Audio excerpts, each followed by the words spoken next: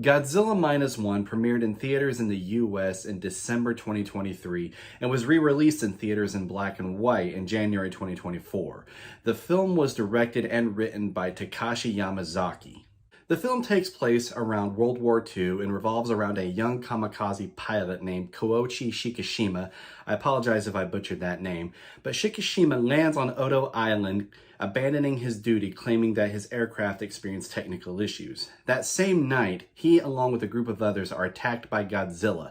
When given the opportunity to attack, Shikishima's actions, or lack thereof, result in the death of others. Now haunted with guilt, he returns home to find his town destroyed, his family gone, and himself disgraced. He soon meets, takes in, and cares for a young woman and her adoptive child. And when it seems like he can finally move on with his life, Godzilla resurfaces. Before I give you guys my thoughts, I just want to let you know that this will be a spoiler-free review. But with that said, let's do this. This film is absolutely fantastic. The cinematography was very impressive, as with the scenery. It really goes to show what can be accomplished with a smaller budget, as this film had a budget of around only 10 to 15 million approximately.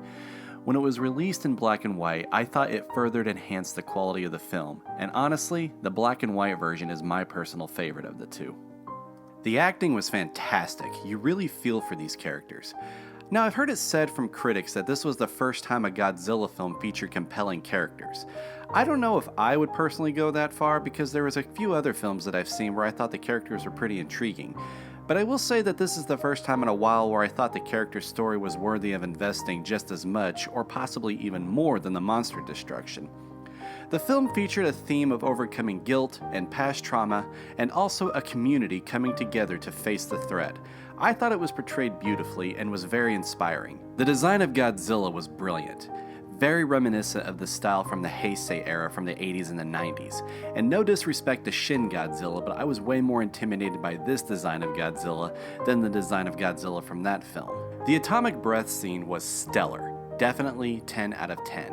It felt more like each breath was an individual nuclear explosion than just a heat ray. I definitely would not want to be on the receiving end, or for that matter, anywhere within a 100-mile radius of that. The destruction of the city was very heartbreaking, and when seen in black and white, both the appearance of Godzilla and the destruction of the city felt just as terrifying and catastrophic as much as the original black and white film. But I will say that does bring me to my one and only negative for this film. I wasn't really a fan of Godzilla's plates protruding from his back when his atomic ray was charging. I know they were trying something different, but I just didn't care for it. But other than that, I literally have no other negatives for this film. The music was composed by Naoki Sato. Again, I apologize if I mispronounced that name, but the music was very moving and very well done.